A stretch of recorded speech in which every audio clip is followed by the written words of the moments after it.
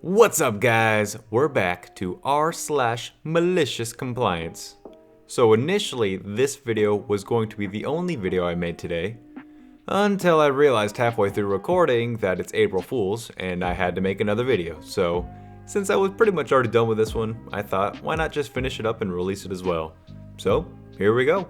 We got a bonus as well, guys, so stick around for that, and let's get into good stuff. See you in a bit. Lack of common sense cost the customer some sense. So my husband, whom we shall call Craig, works as a supervisor for a parking company at an airport. He told me this tale, which I hope fits here. As well as storing cars securely while customers fly out to other places, Craig's work also offers a wash service and valet service. Additionally, they service 4 terminals and have 3 different car parks, including an undercover car park for their customers' vehicles. So it goes without saying that customers' cars are sometimes moved, i.e., from a car park into the wash bay, between terminals, depending on where the customer is leaving from or returning to, or to drop a customer off at the terminal or to pick them up. This means that a small amount of fuel is used in the process. Most customers understand this, but not Susan. No, Susan, not her real name obviously, it's clearly Karen, made a complaint that after picking up her car, she discovered that 5 kilometers of her car's estimated range had been used. Estimated range tells you the approximate distance that the car can travel on the current level of fuel, and it isn't always 100% accurate. Even if it was, 5 kilometers isn't unreasonable when considering Susan's drop-off, travel between terminals to pick the car, travel to the wash area, and travel to pick her up. But Susan wants to be compensated for the 5 kilometers of fuel they stole from her. After coming up with an idea, Craig talks to the owner. Craig says they should calculate how many kilometers is in a full tank on Susan's make-up car, and then calculate exactly how many liters of fuel 5 kilometers would be at current fuel prices. They do so, and find it comes to a cost of 30, maybe 40 cents. So Craig's boss calls Susan and tells her they're very sorry and will refund the cost of the fuel used directly to her credit card. Susan is as smug as a pug until she finds out the amount is 30 odd cents. She's even less pleased with the fee of $2 for the transaction from using her credit card. Don't ask me why, but Craig's company card machines charge for card transactions under a certain amount. Anyway, Susan's complaint ended up costing her $1.70. And the best thing, she couldn't argue, because Craig and his boss did exactly what she asked. I don't know, the name Susan really is growing on me.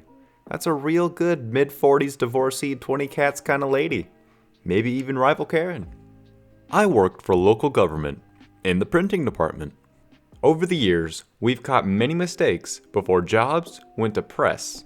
Our customers were usually extremely grateful, as we saved money from their budgets and sometimes spared them embarrassment too.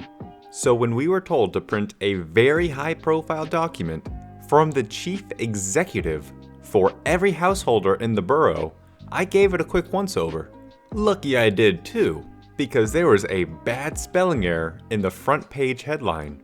If published, the press would have had a field day. It came to us via the communications team, so I called the comms officer responsible and was expecting her to be grateful. On the contrary, she interrupted me before I could even tell her what the mistake was, and haughtily declared that the document has been double, triple, quadruple checked, even checked by the chief executive himself, and that I, presumably because I was a lowly print officer, must be mistaken. Yes, I was pissed off, and I was sorely tempted to let the job run unaltered. But I figured that the comms officer wouldn't be the one getting in trouble. It would be whoever signed off on the final proof, probably in the chief exec's office. And as a print unit, the public would assume it was our fault. No way, not having that. So I fired off a quick email. Hi Karen, regarding our conversation earlier today, I called you to let you know that there's an error in the headline of the hugely important document, but you assured me that I must be mistaken. Just to confirm that we'll begin printing regardless, as per your instruction.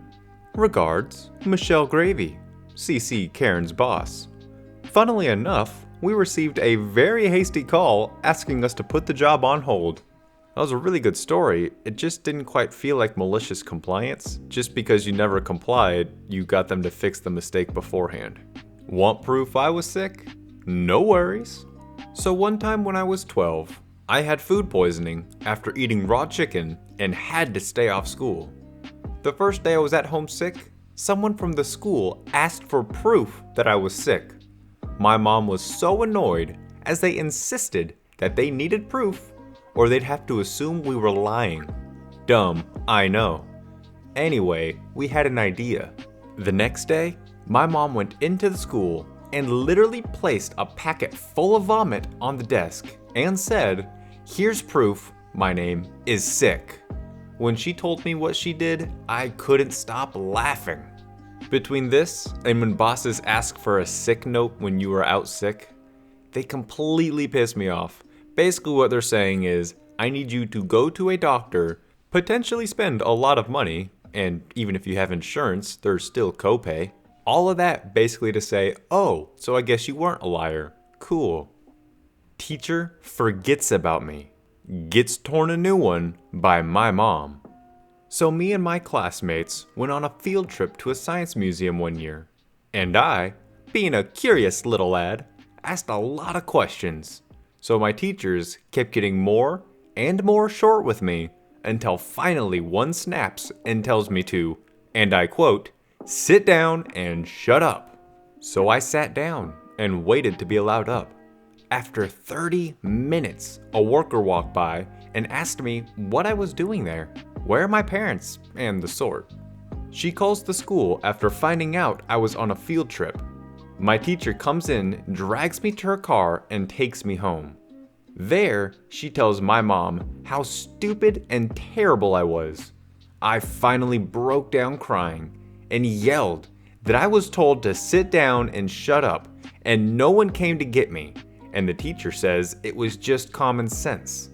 At this, my mom's face turns tomato red and she flips out on the teacher for not being responsible and blaming the students for her stupidity, and told her if I don't get an apology, it would be brought up with the principal, and the teacher just ran out red-faced. P.S. I got that apology. I would be apologizing profusely to that student if I forgot them at the museum. I don't know where the teacher gets these stones. I mean, I would be so mortified. My classmate couldn't pronounce French words, so he played a tourist. In my final year of high school, I decided to retake French out of boredom and curiosity. In that class, I had a classmate who was very hardworking, but for the life of him could not remember how to pronounce the words. A quick note, this isn't so much a malicious compliance as it is working the system. But I thought it was cute and wanted to share it with you all. Spelling? No problem. Grammar? He would laugh at it like it was child's play. But speaking it, he would butcher the words more than an idiot believing Spanish is just English words you add O at the end to. For example, the French word for boy is garçon. He would say garcon. Unfortunately for him, part of our grade was made up of speaking exercises. We would have to write and act out before the class. This stressed him out as it could affect his grade a lot, and he wasn't sure what to do. Then, an idea came to him, and since we were in the same group, and I knew he was a hard worker, I told him we'd do it. So the day came where we had to present our skit to the class, and we set up. We were doing a restaurant chapter, so we acted as if I was a French girl meeting an American friend who was visiting. The moment he started speaking in French to our waiter, the class burst out laughing. We pretty much played it all as a comedy, as if he was supposed to say things wrong the whole time, and I would have to say, "I'm sorry, he's American," as if it was the answer to everything. Our French teacher wasn't completely happy about it, though she was laughing a lot when he on purpose ordered a poison dish instead of a fish dish, and we acted horrified. He got a B for it and was told it was a one-time deal.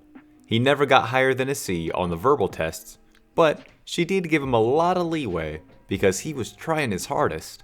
Well, I don't know what he's doing now, but he did pass the class with a B+, and he was only taking the class to meet the 2 years second language that was required for graduation. Alright guys, I hope you enjoyed the stories. Now let's move on over to the bonus, which is r/nice girls. Let's do it. Honestly, I don't think I liked you. I like the attention you gave me. The fact that you'll listen to my good and bad days. Okay, go on. It's fine. Just get it off your chest. That's it. I have nothing to say. I'm glad you can tell me that. The truth comes out in the end. You never liked me for me. WTF? You like the attention. It's not like that. WTF? Oh? You're taking it the wrong way. Girl, if he's taking it the wrong way, then you're writing it the wrong way. That is literally what you just said in the top of this post. This height verification is probably just an April Fool's joke, but I really want to see all the ways people cheat the system and find ways to make themselves like 10 feet tall. If my hair is perfect, my skin is perfect, and I have enough money to afford this premium service multiple times, then what about me exactly is so repulsive? Your attitude. Also, judging by your attitude, I'm assuming your standards are probably way too high. If you don't chase me while I'm fake leaving, I can't be with you. Hopefully, if someone is that attention seeking, they have enough sense to run away from you as far as they can. I hate it when he stops replying. When you're having fun arguing with him for no reason and he stops replying. People like her need to know one very, very important lesson. If you're posting on Facebook, Twitter, Instagram, whatever, no one gives a damn about your relationship problems. Keep it to yourself. Alright guys, hope you enjoyed the video today, and I will see you again in the next one. Peace out.